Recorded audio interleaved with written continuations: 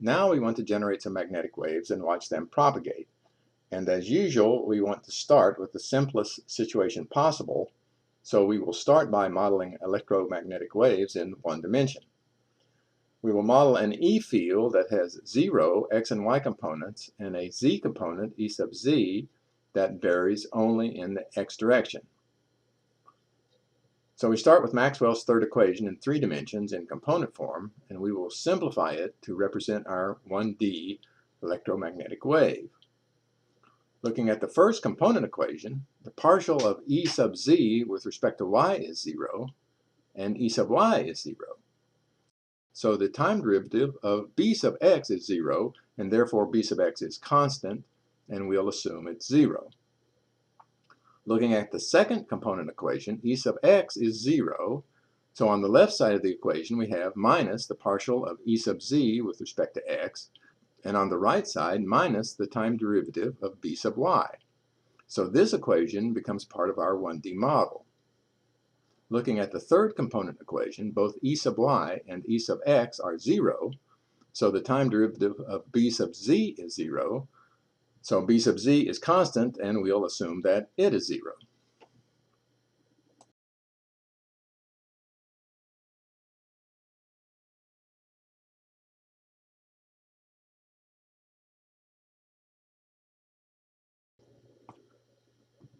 On to Maxwell's fourth equation in component form. We will assume that there is no current, so all the components of J are 0. The electric flux density has 0 x and y components, and from the previous slide, the B field has 0 x and z components. Now, looking at the first component equation, b sub z is 0, so on the left side we have minus the partial of b sub y with respect to z, and on the right side the time derivative of d sub x, which is 0. So b sub y is not a function of z. Looking at the second equation, on the left side, b sub x and b sub z are 0, and on the right side we have 0. So this equation is not part of our model. Looking at the third equation, on the left side, the partial of b sub y is 0. So on the left side, we have the partial of b sub x with respect to y, and on the right side, mu times the time derivative of d sub z. So this equation is part of our model. Summarizing, the 1D model has 2 equations.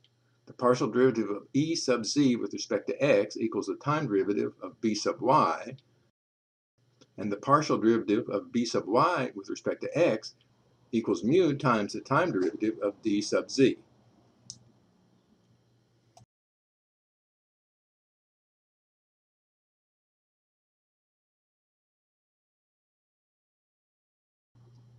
We will write the model in terms of the H field and the E field to follow convention. Then we make the FDM substitutions for the derivatives in the model. All the derivatives are first order, and we use the central difference estimator for all of them.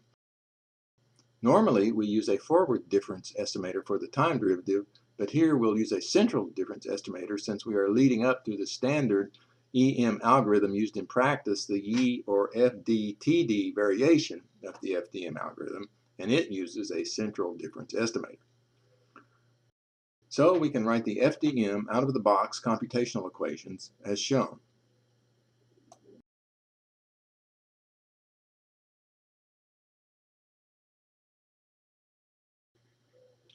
But before computing, let's look at the numbers, with the objective of choosing the grid spacing dx and the time subinterval dt for the simulation, and to normalize the coefficients to avoid the very small numbers that characterize electromagnetic waves. For example, epsilon sub 0, the electric permittivity of free space is 8.8 times 10 to the minus 12 farads per meter, and mu sub 0, the magnetic permeability of free space, is 4 pi times 10 to the minus 7 volt-seconds per amp meter. The square root of the ratio of mu sub 0 to epsilon sub 0 is known as the impedance of free space, and it has the value 377. And the speed of light, denoted by c, as we will see momentarily, has the value 1 over the square root of epsilon sub 0 times mu sub 0, which evaluates to 3 times 10 to the 8th meters per second. The maximum distance an electromagnetic wave can travel in the time interval dt is c times dt. And we want to choose our grid spacing dx and time interval dt so that c times dt is less than or equal to dx. The ratio of c times dt to dx is referred to as the Courant number of the simulation, and we want the Courant number of our simulations to be 1 or less.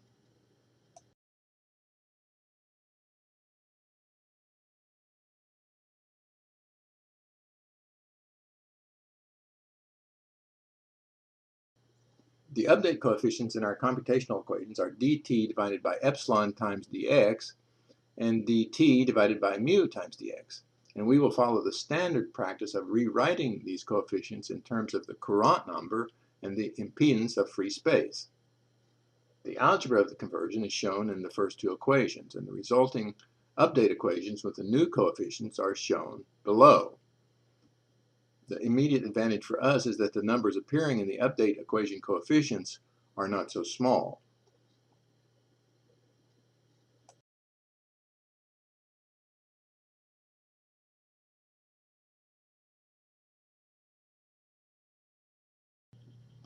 Before computing, let's see how Maxwell arrived at the conclusion that light consists of electromagnetic radiation.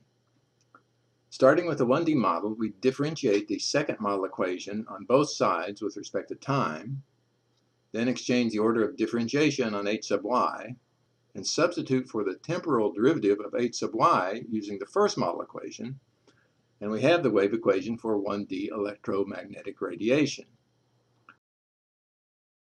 Note that the constants appearing in the equation, epsilon sub 0 and mu sub 0, are determined by experiments in the lab that involve electricity and magnetism, but that don't involve electromagnetic waves.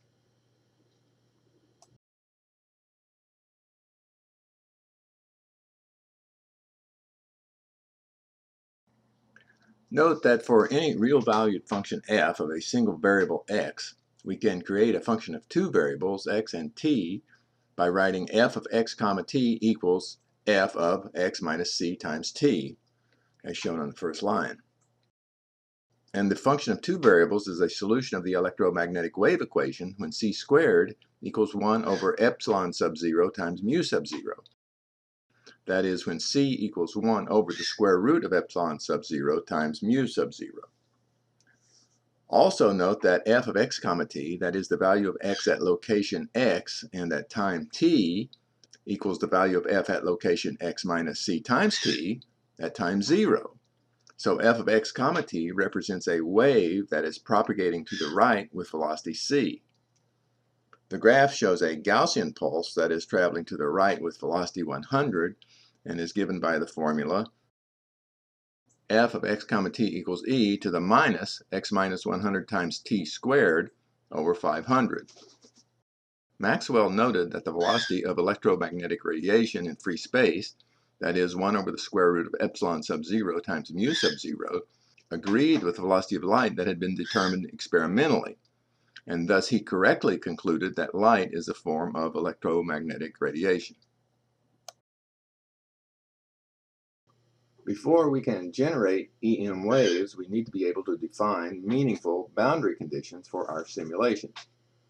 And we have one at hand. Metals like iron and copper are close approximations to perfect electric conductors. E fields cannot exist in perfect electric conductors, and hence a perfect electric conductor on a boundary can be modeled by a Dirichlet boundary condition, setting the value of the electric field E to 0.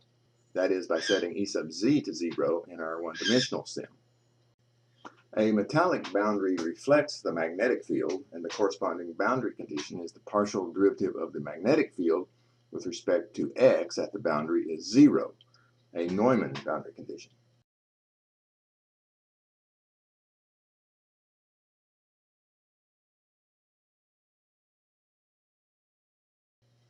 While there are no perfect magnetic conductors that have been observed, it is standard practice to model a perfect magnetic conductor at a boundary using a Dirichlet boundary condition for the magnetic field, setting it to 0, and a Neumann boundary condition for the electric field.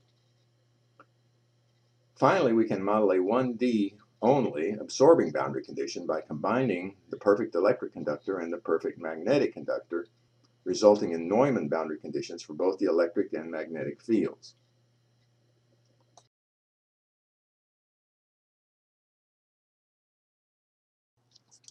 We're almost ready to go. We have the computational equations.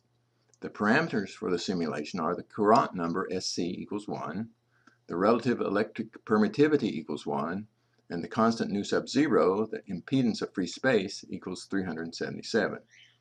All we need is a wave.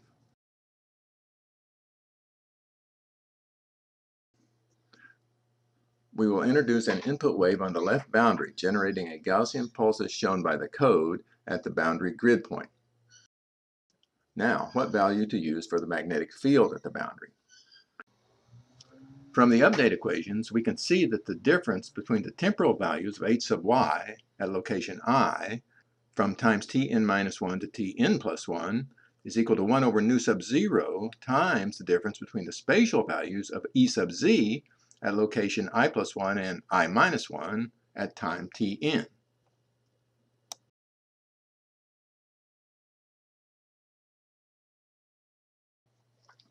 And since in our simulation the Courant number is 1, that is, the wave travels a distance of dx in time dt, it follows that the difference between the values of E sub z at I plus 1 and I minus 1 at time Tn is equal to the difference between the values of E sub z at location I minus 1 at times Tn and Tn minus 2, with the sign of the difference depending upon whether or not the wave is traveling to the left or right.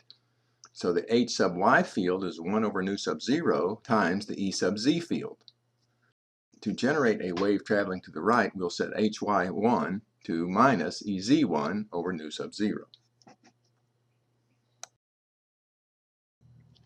First, we'll generate a Gaussian pulse and bounce it off a PEC boundary on the right, a PMC boundary on the right, and an absorbing boundary. The grid in this simulation has 200 points.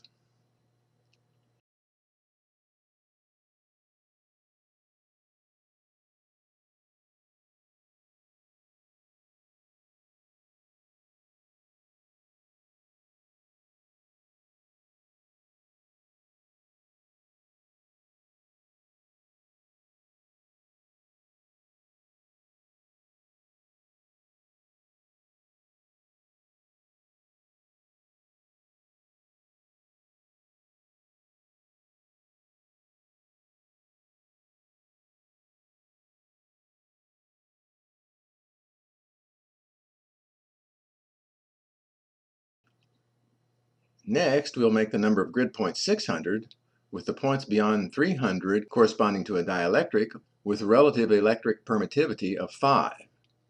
Can you predict what will happen when the wave hits the dielectric?